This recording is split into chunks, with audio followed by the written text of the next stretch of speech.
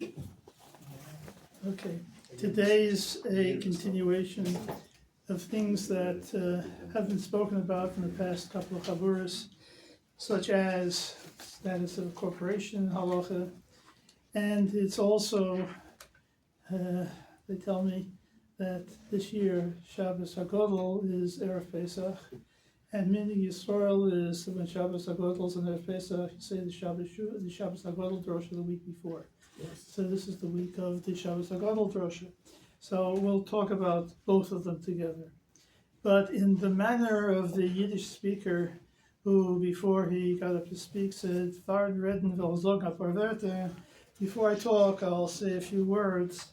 I also want to say a few words. Actually, I have a lot of words to say, but I'm not going to say them. So just a few words as a kind of an introduction.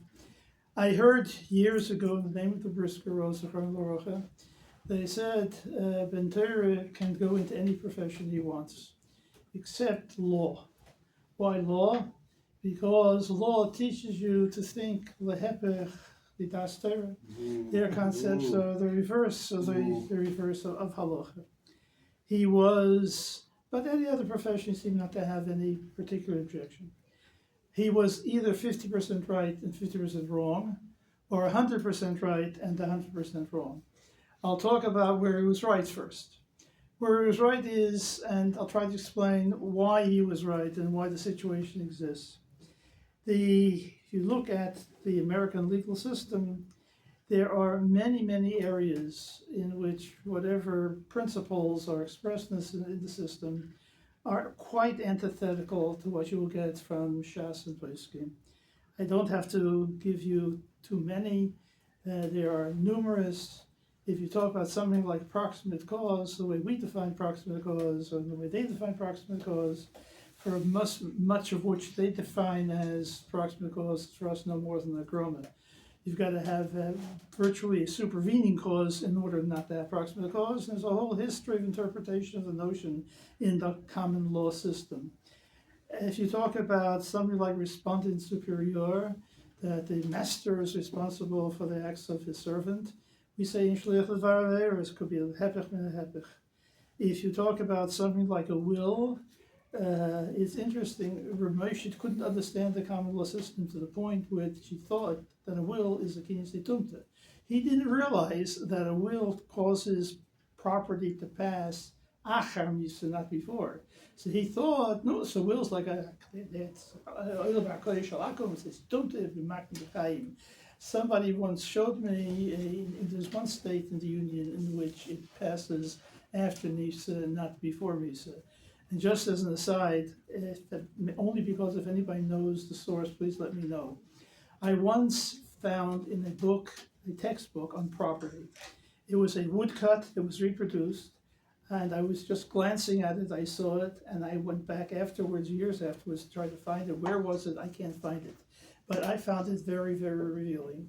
It had a picture of a coffin being taken out of a manor house and loaded onto a hearse. The hearse was a horse with a carriage behind it. And underneath was a kind of a caption saying that in the common law system, or words to that effect, it was assumed that the estate passes with the taking of the lord of the manor from the manor house into the hearse, is taking him to the funeral.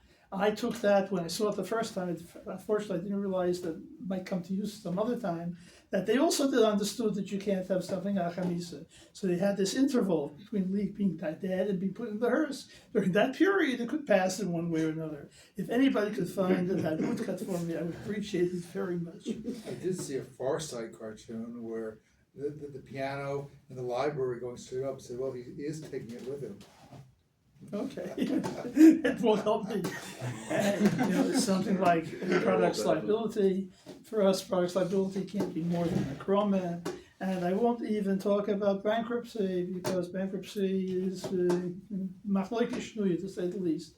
Only I will point out that the people who think that bankruptcy is recognized in halacha for more than is really in halacha is because of the fact that the Brisker was right. You come with a certain mind fix, and you want to put a square peg into a round hole. So the halacha and the American law system are more or less the same. Or goes that you get influenced one way or the other, and that's what he said. Is that if you buy it all, you can start thinking krum in terms of halacha also. The real danger is the danger of chauvinism. That's natural, I suppose, but Jews are, I think, more prone to it than other people. Anything good that they have, we had before them, and do you one better, we probably taught it to them in the first place.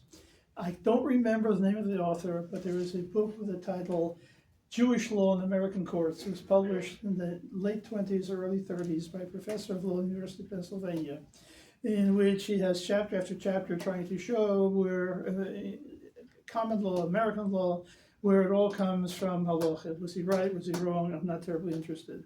There's another book that should be written, American law as misrepresented, Jewish law as misrepresented in American courts. I'll never write the article because I can't make satire on it. But if you look at the cases which cite American, it would take half an hour to give you examples. If you take all the cases in which they cite American law, they either get it wrong. Jewish law. I'm sorry, they cite Jewish law. Either they get it wrong or they misinterpret it, one or the other. So leave that aside. But and I'll even talk about corporations. Bialdusi, when I was maybe 13, 14, 15, I thought that corporations were tzibur. We had the concept of tzibur long before they had the concept of corporation. By the time I was 16 or 17, I learned a little bit of Shurah and discovered that you have to make a berachas tzitzis on that tzitzis belongs to the kol. I realized that tzibur is not a corporation at all, that it's really shutfim, and it's got le'arizeh kuhumazeh. But when I was growing up, I thought the corporations and tzibur were one the same. It was krum. Medusa, but Rov was right. I came with a kind of a prejudice because I knew a little bit. You picked up from the newspapers, knew a little bit of American law.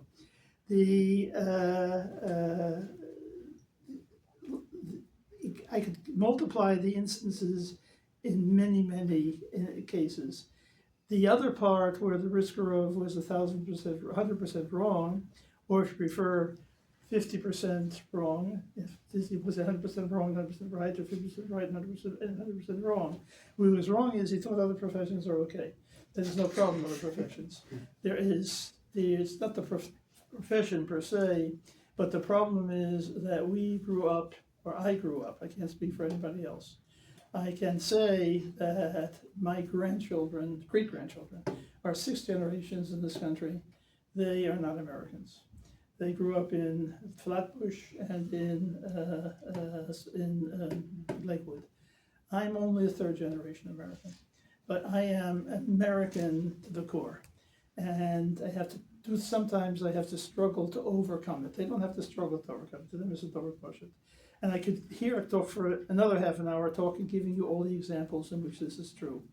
And that's because we live in a culture that has a totally different value system. I'll give you just one example, which is related to law, and it's probably taken out of context. There are better examples. But I think I said once upon a time when we were learning in Nazar that as a child, I was trying to teach myself Yiddish, and there was a magazine called the Yiddish Wort. And it came monthly. It came with a story I don't remember anymore, but it had a picture of a Reformed clergyman. And it described he was Mesader Kedushin, the second marriage for a woman who did not have the benefit of a get. And he wrote a tshuva, and he was holding the tshuva in the picture, and the tshuva said, I was able to read the script, that was Hebrew. Tami bedovar dina the malchusa dina. Now I was, young enough, old enough to know that it was shtus behevel, but obviously. But the part of the American psyche is that Dina Malchus Dina must be at least one of the Taryag mitzvahs. I'll give you one example taken out of context and not significant in and of itself, but I don't think it's a secret that in this country Dina Malchus Dina is regarded with utmost severity, and in European Jewish society it was lepech. I'm not saying they were right, I'm saying they were wrong. I'm not saying we're right, I'm saying we're wrong. but it's part of the culture in which we grew up. And the example of that is, I once, browsing the library, came upon a series of yearbooks published by Union UHAC, of American Jewish Congregations, Union of Jewish Congregations of America. Reform. Not the Reform. The OU. Oh, you. Yeah, no, yeah. Union Orthodox Jewish Congregation, sorry. It was yearly, it was an annual. And it had the proceedings of the annual convention. Now they're biannual, I think they were annual then, whatever it was. And several issues, one after another, they were inveighing against these European rabbis who are mesader gittin without benefit of a prior civil divorce. And they thought that this was absolutely horrible, and they were shein kamayu.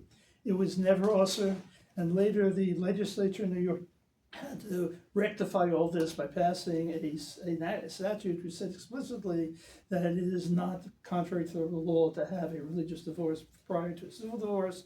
The only thing that's contrary to law is to pass something else off as a valid divorce in the state of New York. And that was to be made sure upon all these people who were doing it anyway, not to make them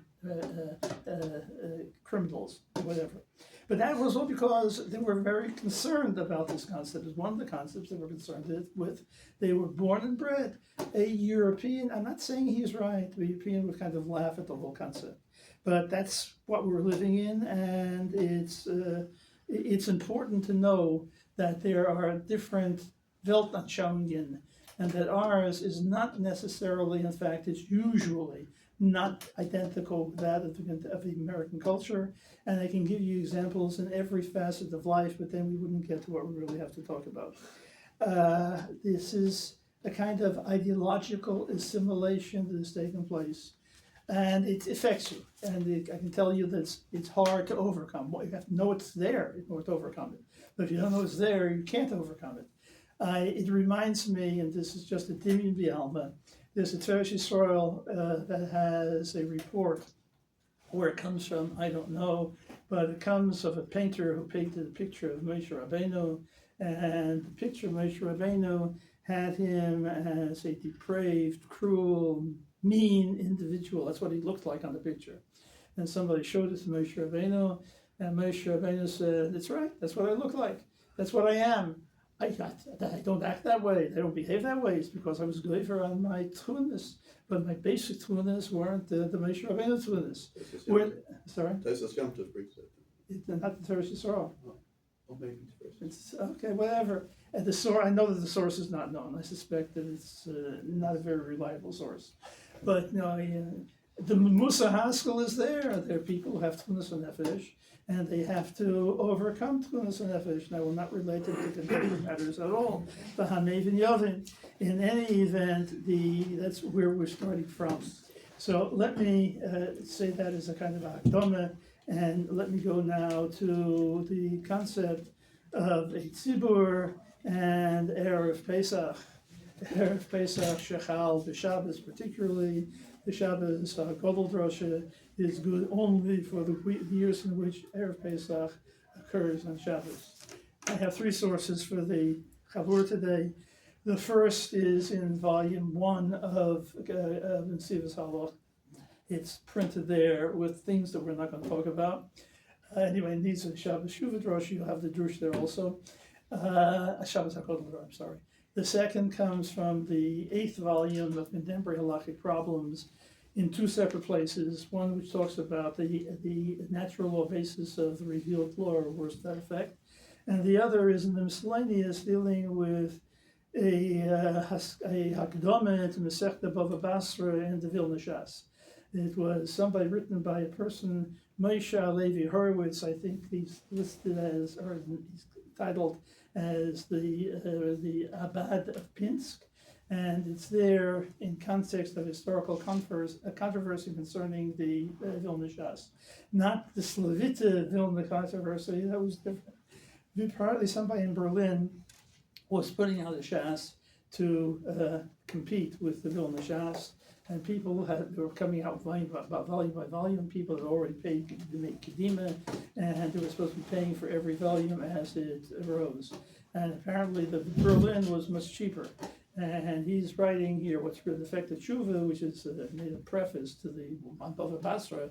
A lot of ones had already been printed, but this is when Bava Basra was printed in the middle of the controversy, explaining why you're mechuyev to pay the Demei Kedim that you promised.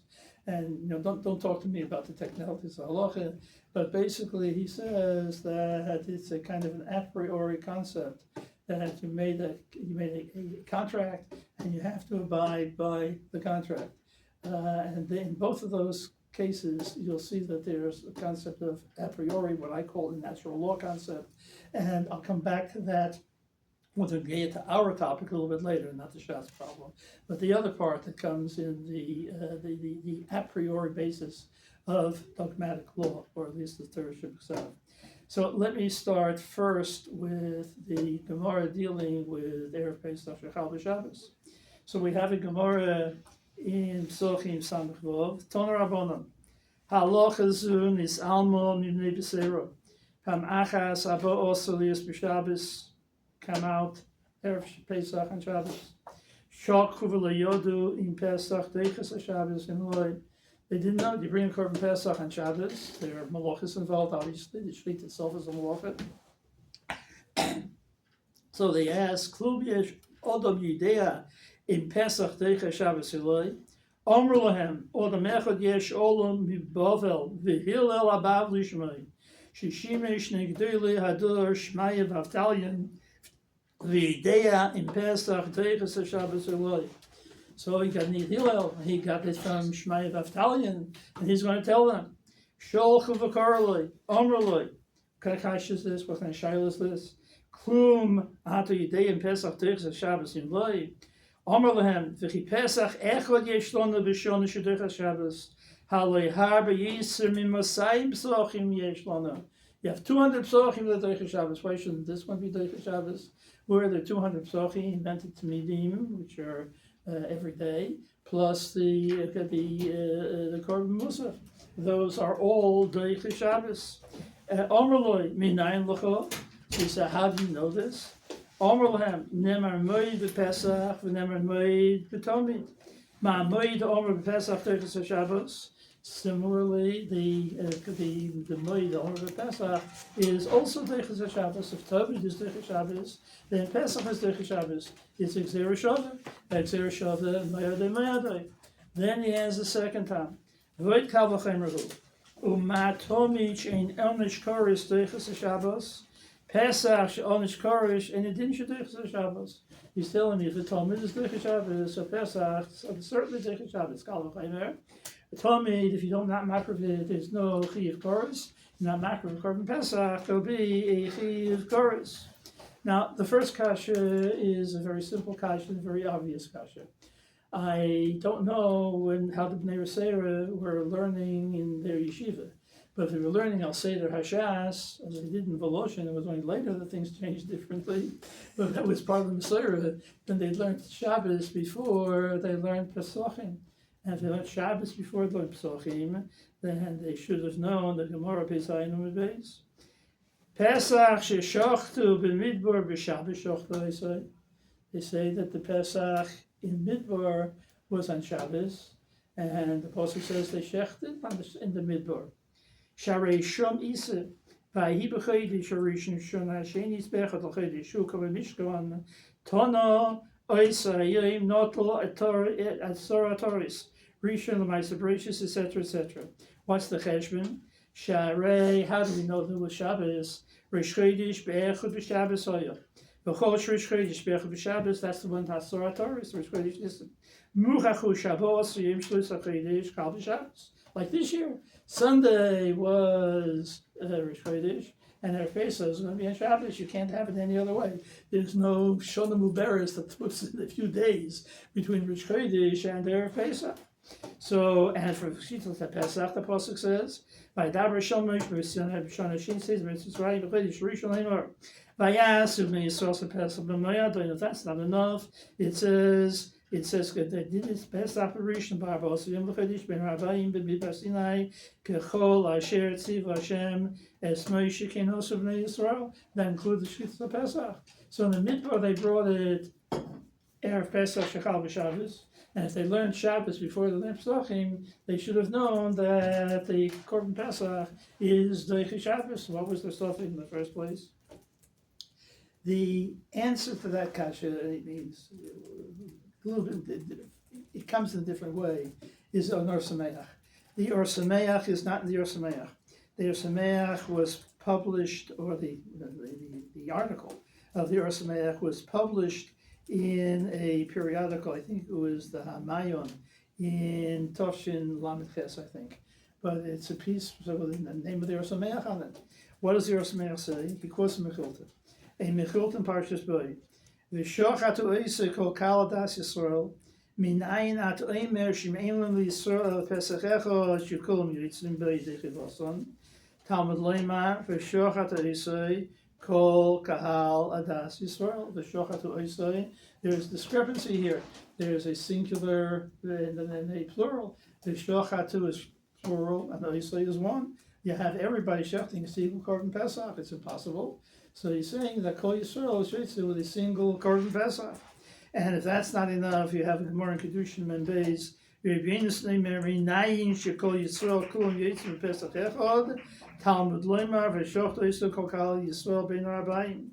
V'chi kol kahal kulam shechtim v'alein shechted el echad el kan mikol shekol Yisrael yitzim Pesach echad.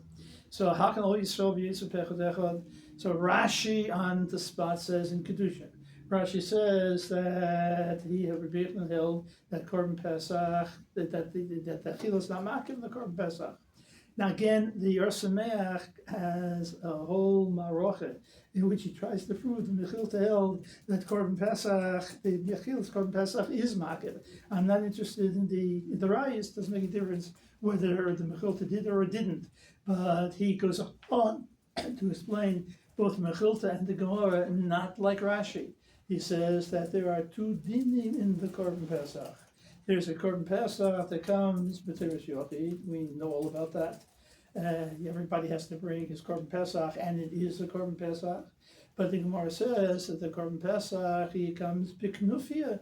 It's different. It's an in-between, intermediate stage. Not a Korban Yochid really, not a Korban Tzibur really. It's a Yochid and Tzibur together. So he says that you see that the Korban Pesach is two separate things. It's a Korban Yochid and it's a Korban Tzibur. So he says that there can be one without we. How do you get the Korban Tzibur according to Or Sameach? You have all Yechidim together, you take them all together, and the whole is equal to some of its parts, and that becomes the Korban Tzibur. Every little Pesach together, I tell them all together, but one big Korban Tzibur.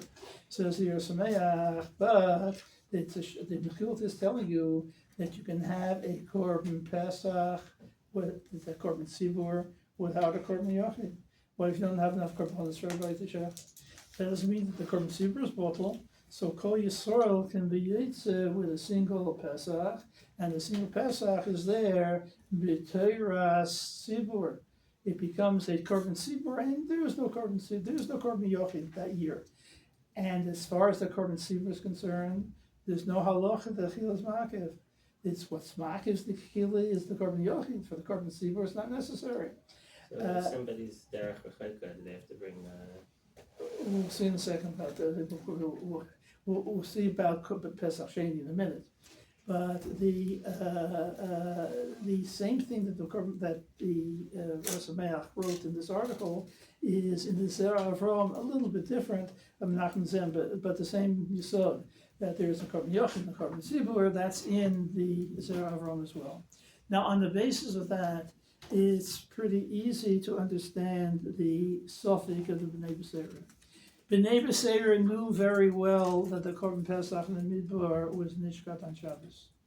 They only didn't know whether it was B'Teres Korban Pesach of a Yochid, and everybody shechted their own Korban Pesach, or it was B'Teres Korban Tzibur.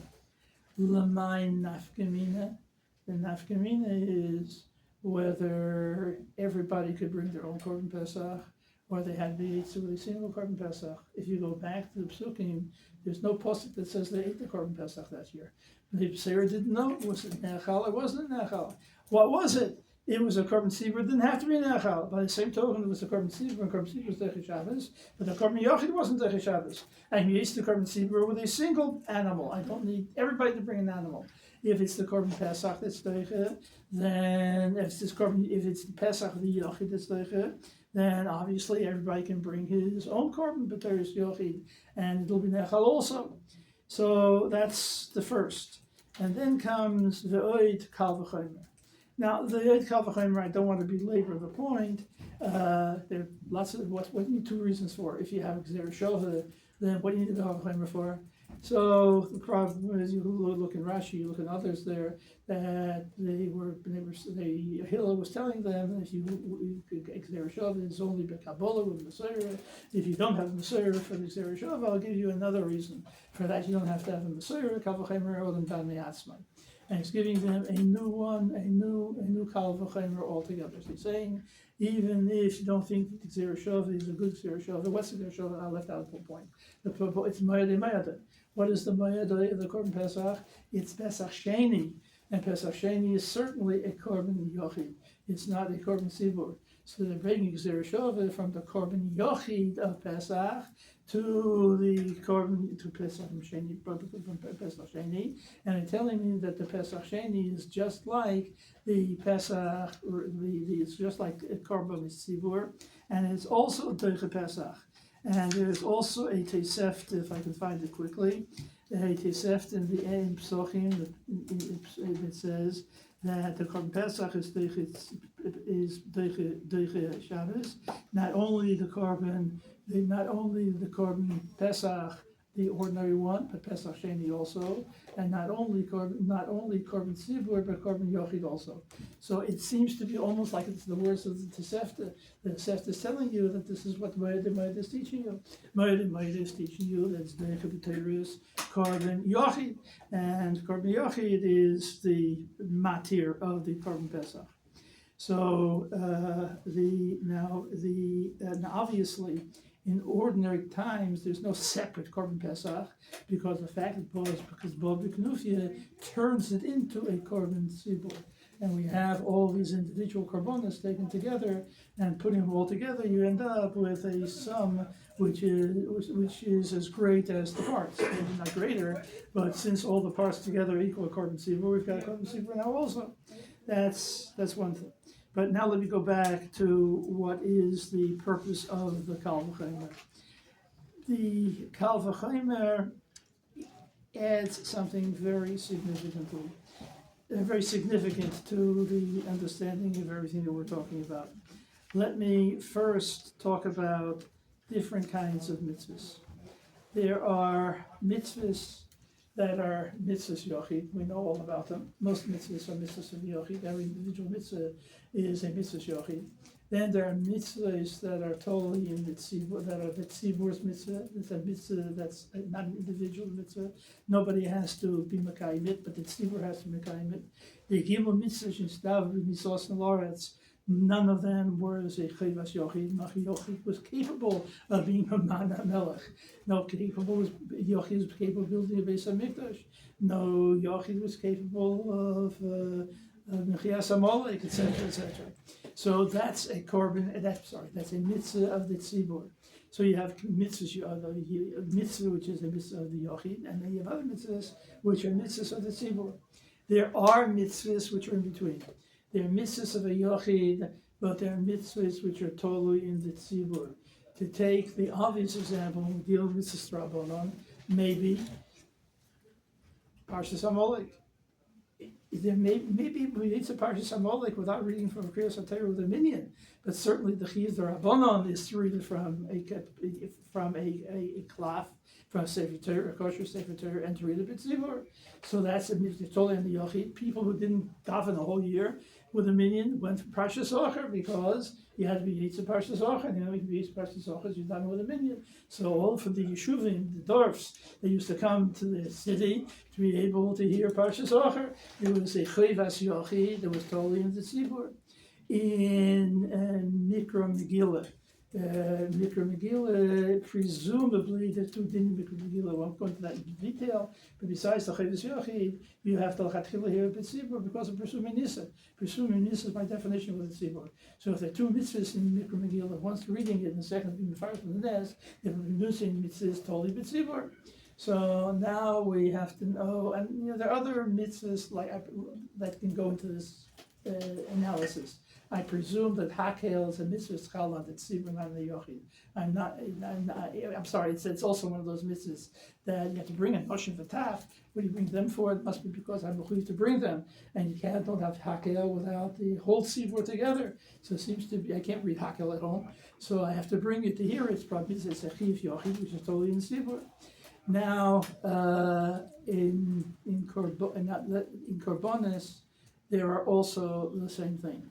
In korbanos, there are korbanos that are clearly korbanos tzibur, and there are korbanos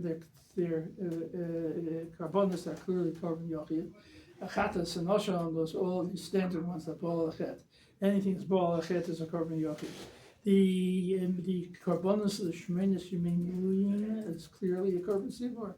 No yochid was responsible for the miluyim. The par helim dover shel tzibur sounds to me as if it's a korban tzibur. The peasants bring it because they forgot halacha. It means all Klal Yisrael forgot halacha. The peasant Gomer forgot it. Well, everybody, because the tzibur, they were teaching it to everybody. So who's mechuyev them alone? The whole tzibur was mechuyev. Whatever they were doing was on behalf of Klal Yisrael. And when you the kaporas, and you the kapora on behalf of Klal Yisrael also. They were all nichshon, the hero of the best Nagadol. And then there are others which I don't really know. I think I mentioned this briefly on an earlier occasion. And I don't know what about the Tamidim and Musafim. I thought I can't bring a Tamid, but if the Tzibur brings a Tamid, is the Pshat that it's the Tzibur that is bringing the Tamid, or is the Tzibur bringing it because it's a collection of Yechidim? And every yochid, and the medium is often different from the korbanos because it came from Master Shekel. What about you, Master Shekel for? Where did the Maroon come from? Where did everything else come from? All the other korbanos where you can be matish to give it the hektish, let hektish bring it. Why do you give a heftish shekel for it? Let somebody give whatever they need for all the korbanos. The answer has to be because everyone has to have a chelik in the medium musafim. So what's pshat? They have to have a chelik in the medium musafim. Be one of two ways. Either because I'm part of the tzibur, and the tzibur, this entity called the tzibur is bringing it, or it's because it's nothing more than a korban shel shutfim, and the shutfim we call the tzibur. I can't get 10 people together and say we'll bring our own little talmid. I need all of Klal Yisrael to bring it. So everybody has to give me a master shekel, and we bring it for everybody together. But it's basically no more than a korban of shutfim, which is like a korban yochid, but it's a korban yochid which is totally in the tzibur. And I think I've already said that if you look at Rashi in Parshas Korach, and Pasuk says, "Al teifen lohem val minchasa," Moshe Rabbeinu is spell that they shouldn't, Rabbi Shalom shouldn't be makabel the ketores of Korach of Adosai. That was pshat, the first pshat of Rashi. Al teifen lohem val minchasa. What's the minchasa? The minchasa means the ketores. It's their gift. Here it's not the technically the korban mincha. It's the ketores. Don't take their ketores because it's not one of the korbanos. It's bever. It's an iser. Or says Rashi, the second pshat. The second pshat is more londis. The second pshat says al teif no minchasa in all of the korbanos tzibur. Don't burn up on the Pesach, the chelik that belongs to them, as if you could, you can distinguish their little chelik from the chelik of every other Jew. And he's telling them that they, if they're shutfim, it's chalukas hashutfim, or to put it in the reverse, if you see you can make a chalukas, then it must be chalukas hashutfim. The tzibur can't be machalik. The tzibur is a tzibur, and it's more than the sum of the parts. The tzibur is a new entity, whatever it is. We'll talk maybe a little bit more in a few minutes. But the tzibur is a tzibur, and you can't divide the tzibur into parts. if you're dealing with a carbon of shutvim, and if the carbonas are nothing more than the carbon of shutvim, then you can say yesh breira, or you can make the breira. He's doing it. He's making it. He's saying this is the chelik of kerach, and this I'm not taking from you. Or at least that was what Moshe Rabbeinu was responsible for.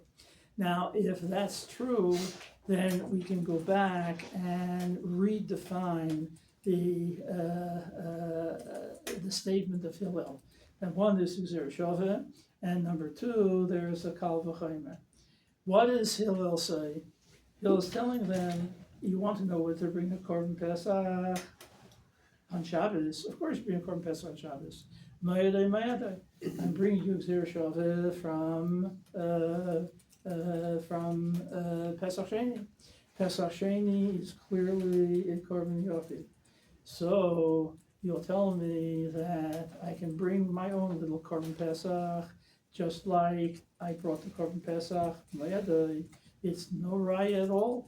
What is Doichet? When I now look at the Korban Pesach, why is Korban Pesach Doichet Shabbos?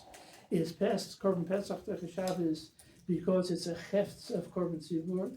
Or is it the Shabbos because it's Kavul Izman?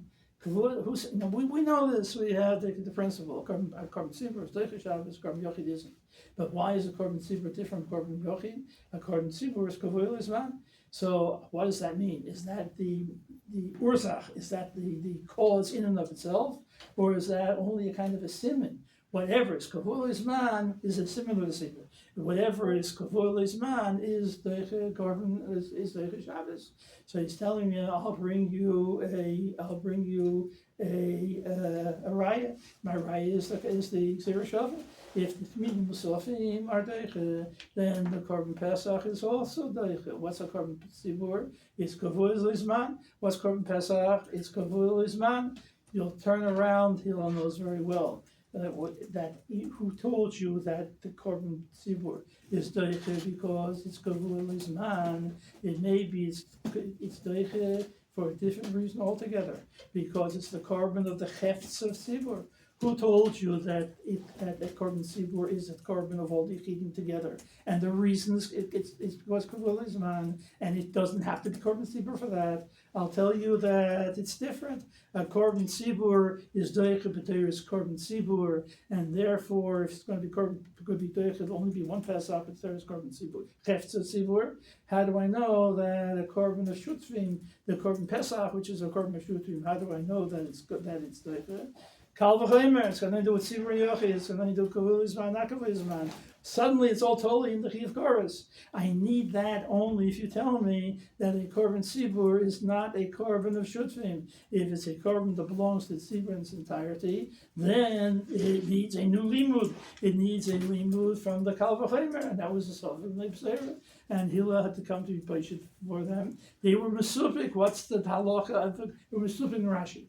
Rashi tells me that a Korban Tzibur means one of two things. They didn't know, is it a Korban of Shutvim that's only bought at Tzibur, or is it a Korban of a Heftzah Shel Tzibur? And Hillel, in effect, is telling them it doesn't make any difference. That either way, I have a limud for you. The first way is a Mayadai, and the second way is going to come from a Kal v'chomer. So that's the basic point. So the first part is from Siyas Halacha. That leads us to something else. The something else is also totally in the definition and the notion of a tzibur. It sounds as if it's coming from left field. That has nothing to do with anything we're talking about, but it has a lot to do with what we're talking about. You are all familiar with the Machlekes, the Ba'alokas Gedolos, and the Rambam with regard to how you count the Aseres HaDibros. Balhag says a Nichashim Lekecha is not one of the Aseres HaDibros, and the Rambam says it is part of Aseres HaDibros. And the Gaboyim were Machriya, like by Rambam, because before reading Aseres HaDibros B'Sibur, they give a pash on the Bimah, and they give the pash before Nichashim Lekecha. So they're announcing that this is part of the Aseres HaDibros. Bahag says it's not part of the Aseres HaDibros. And again, not that it's important for us altogether, but there are certain people out there who paskin like the Bahag. They have 10 commandments. Their 10 commandments doesn't begin with Hanech Hashem Elokecha. They divide the second into two separate ones, as does the Bahag and the Smag, who came much later. But that's not our point.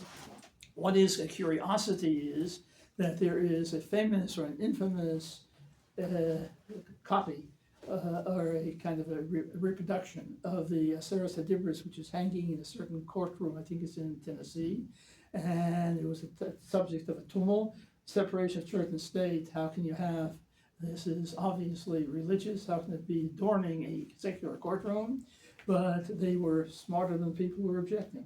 They wanted to be interdenominational, so they made it 11 commandments instead of 10. It's literally, if you look at the pictures of it, it goes from 1 to 11. They want to be Yitzhak, Bahag, and the Rabbah, or Jews and Christians. Forget about that. Whatever the constitutional objections are that there's any kind of religion, let alone whether it favors one religion over another. That's not the point. But it's the machlokes reflects itself. The real point is, and why didn't the Rambam count it among? Why didn't the Bahag count it among the mitzvahs and the Rambam? Yes.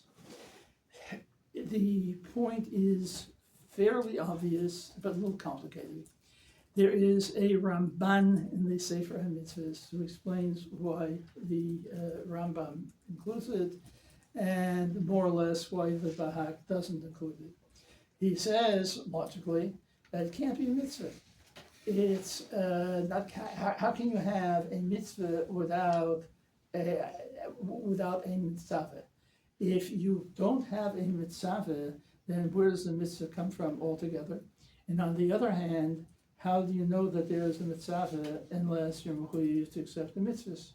It's where do you start? It's all men are liars. All Christians are liars. I'm a Christian, therefore I'm a liar. Forget about how Bernard Russell tried to weasel out of this, but it doesn't make sense. It's illogical. Tautology. It's not just a tautology. You can't tell him. Tautology means that Scott is the author of whatever it was. They're synonymous. I've made the subject the predicate. The subject is the predicate.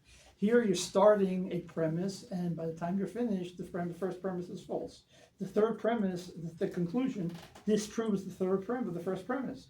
I'm saying all men are liars. All Cretans are liars. I'm a Cretan, therefore I'm a liar. If I'm a Cretan, then it's not true that all Cretans are liars. I lie when I say that. It means all Cretans are liars means they always lie and never tell the truth.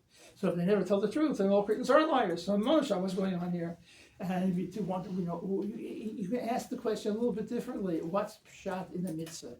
How in the mitzvah Hanech Hashem Elokecha? How can you command belief? If you believe it, you don't believe it. If you don't believe it, commandments aren't going to make you believe it. The Rambam had no problem with that, and even though he had no problem, he included it in the mitzvahs. The Rambam had no problem with it because the Rambam is self-validating. At Har Sinai, Bnei Yisrael were Nevi'im. And they knew Hanech Hashem Elokecha not because Moshe Rabbeinu told it to them. They heard it themselves. How did they hear it? Nevuah. I don't have to believe that it's day outside and not night. It's not belief, it's knowledge. My senses tell me that now it's day. I don't have to believe you when you walk in the door and tell it to me. And if you're telling me something and I'm not ready to accept it from you, you'll tell me, don't believe me, just go and look. That's what the Rambam would have said. You want to know why I have to be Mekayim mitzvahs? I have to be Mekayim mitzvahs because you were at Har Sinai, or at least your ancestors were at Har Sinai, and they saw the Rebbeinu Shalom. Don't ask me that we can't have mitzvahs without a mitzvah, and I don't know there's a mitzvah. Of course you know there's a mitzvah. You were there, your ancestors were there, and they told you about it. There were, it's eight and PA from one generation to another generation. And Afal PK, he puts it in the mitzvahs. And again, I'm not trying to criticize his cheshbon. The cheshbonis are not terribly important. I don't want to talk about that. I think I talked about it once. How you catalog the mitzvahs in non-afkinis halacha. Virtually non-afkinis halacha, and certainly none that is necessary.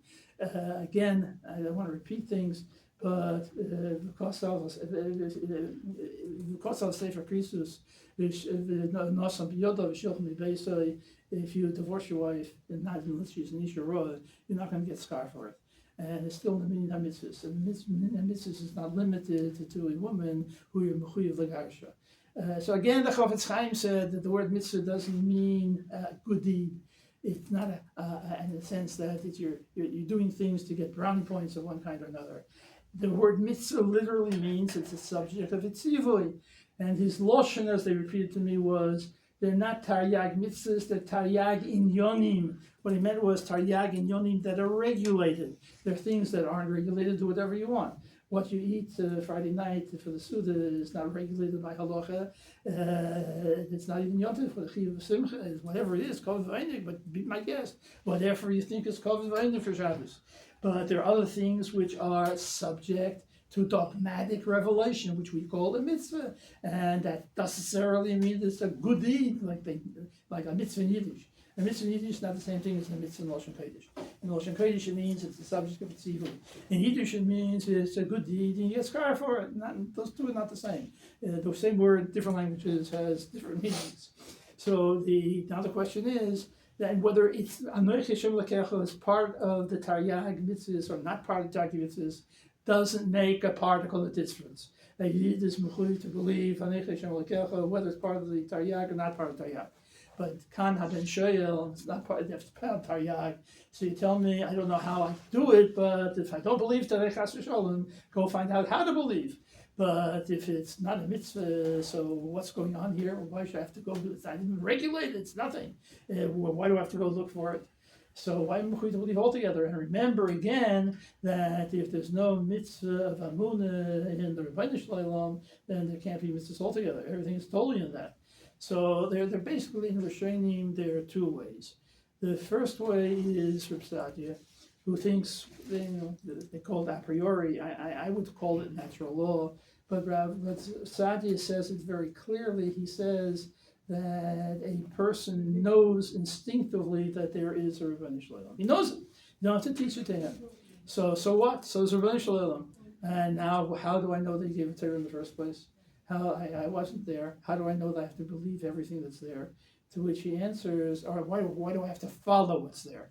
Of course he gave it. He gave it, so what? What makes me mechuyev to fulfill whatever he says?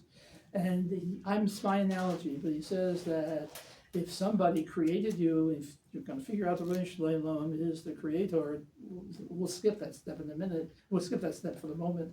If I know that there's a creator, then I owe him a karas hatov. My dimion, my mashal is like children to parents.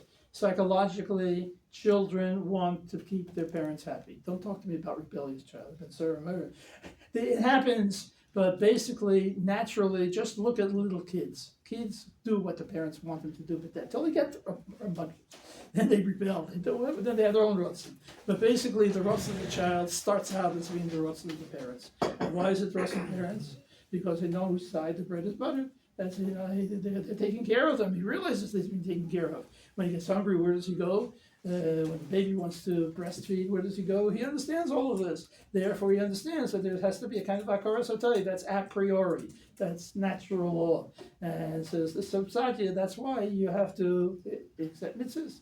If once you figured out that the Rebbeinu Shalom exists, you knew that, and then you know that there was mitzvah, so you have a chiyuv to accept everything that he was mitzvah. That's the standard analysis in medieval Jewish philosophy.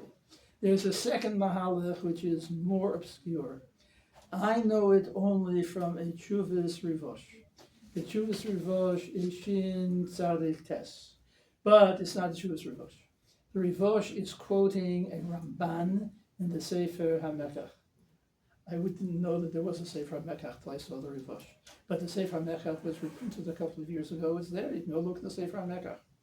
The Ramban says that the chiyuv to be mekayim mitzvahs comes from the koyach hatzibur. The tzibur has the koyach to force people to do what it wants. And why? It's Mishpah HaMekach, not the, I don't remember, I think it's Mishpah HaMekach. No, or maybe it's probably Mishpah HaChera. Yeah. Sorry. Mishpah HaChera, I knew about before. This is probably Mishpah HaChera. In any event, he says that this is the Koyach HaTzibur. The tzibur has the koyach to do virtually whatever it wants. And why does the tzibur have the koyach to do whatever it wants? And he talks about all things, lots of things like Hanukkah, Mikra Megillah, where does it come from? It's the Rabbanon gave them the power. Don't confuse me. But he says it was the koyach tzibur. The tzibur gave them the power to make Hanukkah, to make Purim, to make all kinds of things. And where do they get this from? No,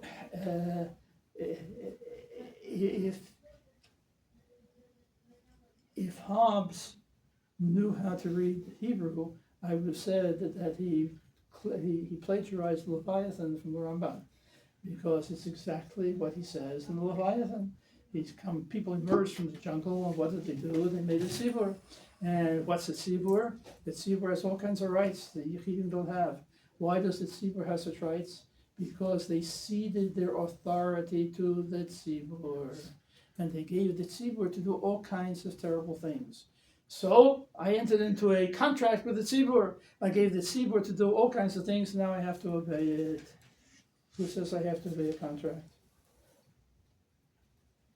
Man must honor contracts made. The third one of his natural laws. He says that's a priori. If you made a promise, not every promise maybe, but you made a pact, you made a treaty, you made this kind of social contract, this social compact that arose as a result of whatever happened when they came out of the jungle. This gave the tzibur the power over every one of its members. And what about the Nelodim, or people who come to some particular tzibur from way out yonder? If you come, you accepted, when you became an American citizen, you pledged allegiance. You said you're going to abide by the laws of the tzibur. When you're born, you were born into it. You don't like it, why don't you leave? So Ramban says that's why Jews have to be Mekayim the mitzvah. They entered into a contract with Rabban Shalom. They accepted the Torah, and now they have to keep it because it's the koyach hatzibur. How did they enter in the first place? They entered into it because they were not a yochid. The yochid can't do these things. A tzibur did all of this, and once they entered into the tzibur becomes mechuyev. So kan haben shoyel before Pesach, and the ben rosh. I'm asking, why? I know Tom says if I don't like it, leave the society. Why can't I go to Outer Mongolia? I can't leave the tzibur here. Why can't I go to Outer Mongolia? I know there are no Jews in Outer Mongolia. How do I know there are no Jews in Outer Mongolia? Because every year Chabad has a dinner, and they're shluchim for the whole world. Everybody gets up and says where I'm from. Nobody got up and said I'm from Outer Mongolia. So I know I can go to Outer Mongolia. If there are Jews in Outer Mongolia, there are shluchim there. I know I can go to Outer Mongolia and there are no other Jews. And what tzibur is going to be clear for me? I left the tzibur. No, the whole reason is you can't leave the tzibur. You're part of the tzibur. I want to leave. The Ramban, I don't want to misrepresent. The Ramban says it's chal and nelodim also. I want to know why it's chal and nelodim. And the Ramban doesn't explain. He says it's chal and nelodim. So this is whatever I have to offer. If I need to contribute to this, is why it's chal and the tzibur. I know it's chal and the tzibur. You know it's chal and the tzibur? Because a tzibur is not a conglomerate of individuals. A tzibur is a corporation, and a corporation is an entity bifnei atzmai, and this came into its existence at Har Sinai. And tzibur loimes, corporations don't die, corporations continue.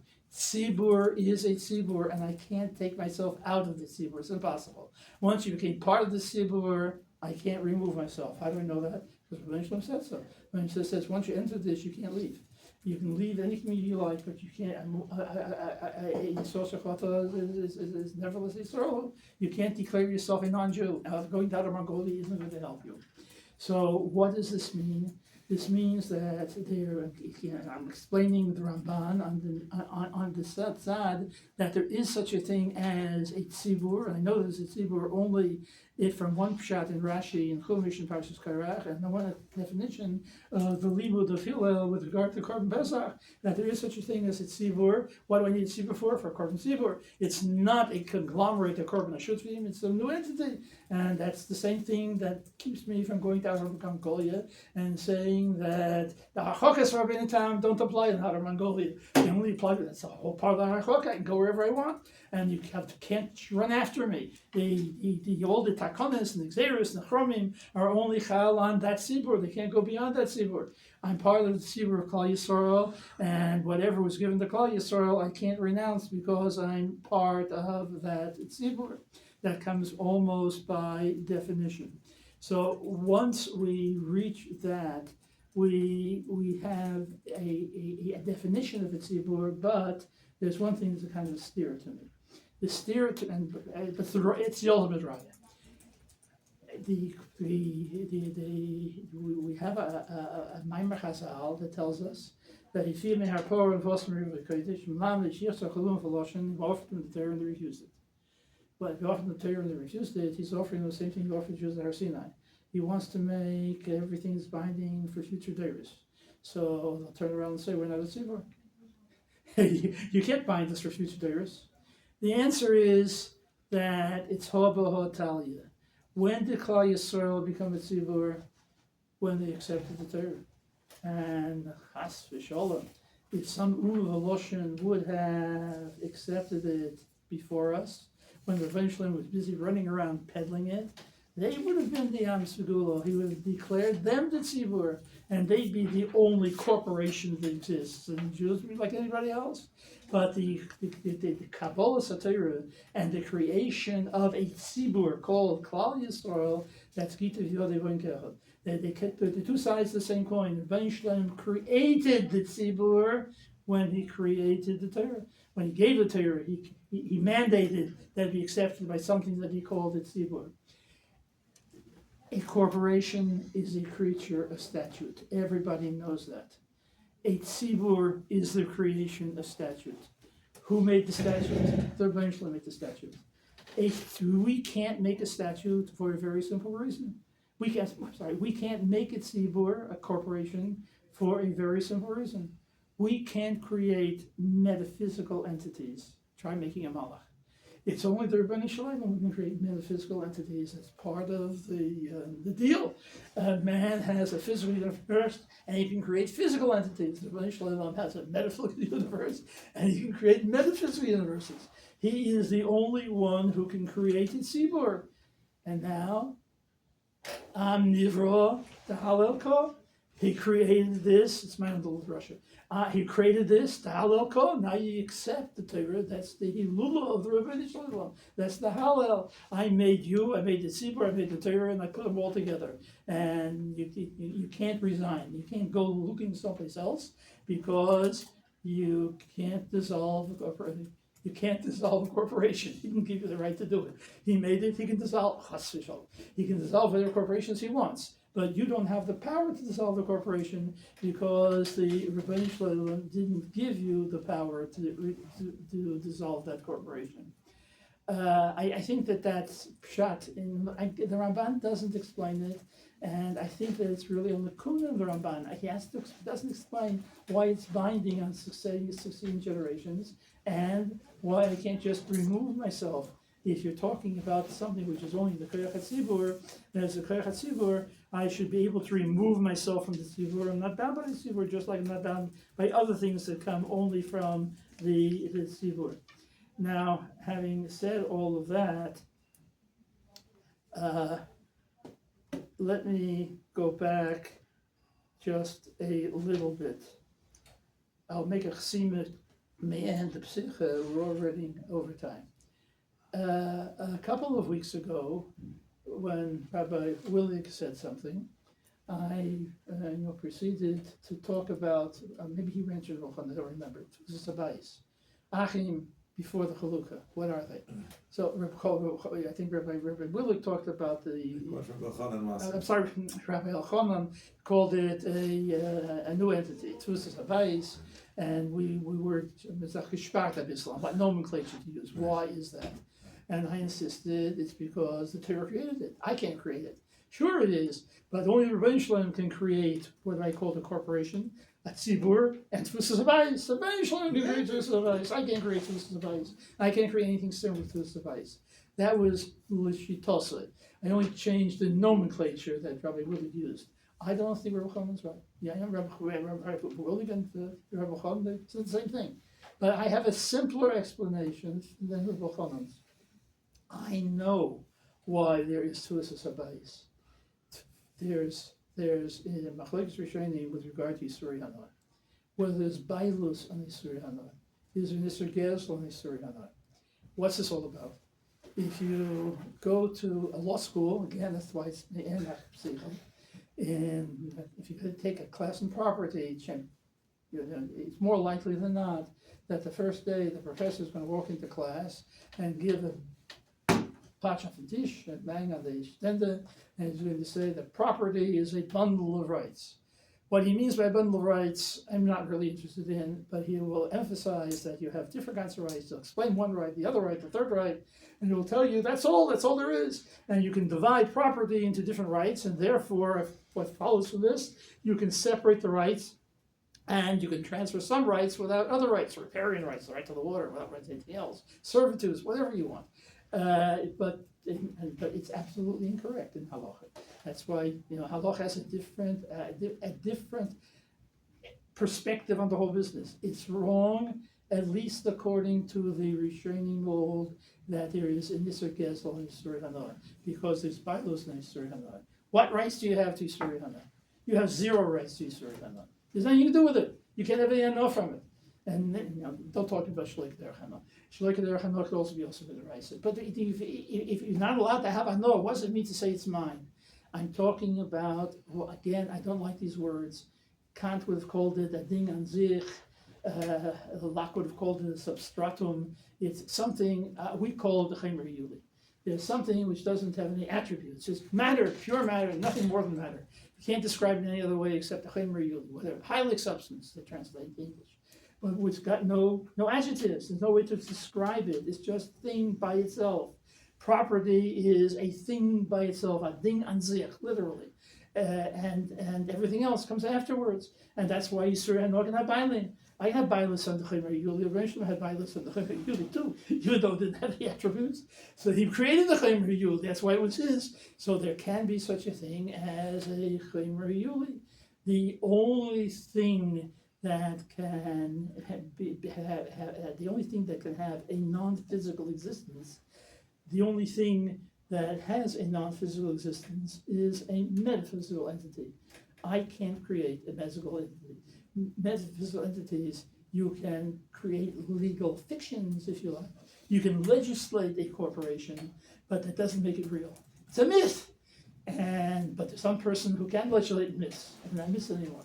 Rebbeinu Shalom. Rebbeinu Shalom legislated Klal Yisrael. He created, for lack of another term, I'll coin one, corporate Israel. The only corporation that exists. The Tzibur, which is called Klal Yisrael, and the others didn't want it. Other Muslims could have had it, then we wouldn't have had it. But now it's corporate Israel, not corporate Yishmael or whatever it might be. And the Rebbeinu Shalom decided that he was going to create another corporation. It's called Tfusas Habayis. Tfusas Habayis is metaphysical. What is it? It's the thing without any rights. I don't have it. If Rachim Shecholko are not Shutzvim, then what was in between? Can I go steal from them? Of course I can't steal from them. What do they have there? They have no rights. They can demand Chalukah. All Shutzvim can demand Chalukah. And if there's Ein Breira, then it can't be L'Mafreya. So what would be what they have from Mafreya? Why can't they go steal before they divide it? But after they divide it, I can't steal L'Mafreya. But if I manage to get the Chaparayim before they divide it, why can't they do it? The answer is they own something called Tfusas Habayis, which is not strictly metaphysical. So eventually created it because otherwise I wouldn't be masig it. It's the Ding an sich. It's the property without attributes. So of course there is property which is more than a bundle of rights. There's no rights to Chukas HaShutzvim until the Mechalek. When it goes into before the Chukas HaShutzvim is Gezel, each one from the other. All it is this underlying entity which we call what the Rebbeinu Shalom created. That's called property. That's called what I own. I can own the property because Rebbeinu Shalom told me I can own it. He created it. He can create metaphysical things. He can create physical things too. I'm not quite sure what the substratum is I'm talking about. I suspect it's metaphysical. What difference does it make? Because Rebbeinu Shalom created it. I don't care whether you call it physical, the way some people wanted to call it, or you call it a physical entity. There is no such thing as any such idea as the product of human convention. The Rebbeinu Shalom is only one who can create the Sibur. He did it once in an eternity. He made Klal Yisrael. Other things we can talk about afterwards, but that's all there is, and that's how we can understand Korban Pesach. And it turns out to be the case, unfortunately, as I began, that we come with a different kind of perspective, and the perspective has been influenced to a huge degree by what we pick up in the streets, what we picked up in kindergarten. But we're taught all of this, and you have to overcome it. You know, we're all Bali Tshuva.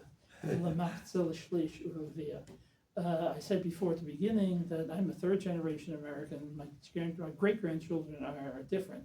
They don't have the same intellectual nisyonos that my generation had. My generation grew up differently.